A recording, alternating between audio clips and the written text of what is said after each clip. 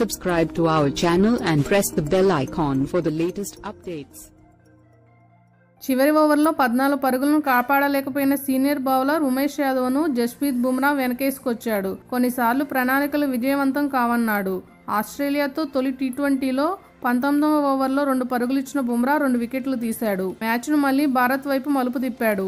127 పరుగుల లక్ష్యం ఛేదించాలంటే ఆస్ట్రేలియా చివరి ఓవర్లో 14 పరుగులు చేయాలి. ఉమేష్ ఆశీస్సును అడ్డుకోలేకపోయాడు. ఏదేమైనప్పటికీ డెత్ బౌలింగ్ చాలా కష్టం. పరిస్థితి రెండు వైపులా అనుకూలంగానే ఉంటుంది. కొన్నిసార్లు 50-50 అవకాశం ఉంటుంది. మనం అత్యుత్తమంగా ప్రయత్నించాలి. ప్రణాళిక అమలు చేయడంలో స్పష్టత ఉండాలి. కొన్ని రోజుల్లో ఇది పనిచేస్తుంది, కొన్నిసార్లు కుదరదు.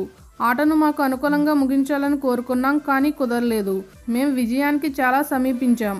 అయితే మరో 15-20 పరుగులు చేస్తే బాగుండేది. ఈ పిచ్పై 145 మంచి స్కోరే. కేఎల్ రాహుల్ చక్కగా ఆడాడు. సంప్రదాయ షాట్లు బాదాడు. అతడు ఫామ్లోకి రావడం బాగుంది అని బుమ్రా అన్నాడు. మరిన్ని అప్డేట్స్ కోసం మన ఛానల్ని సబ్స్క్రైబ్ చేయండి.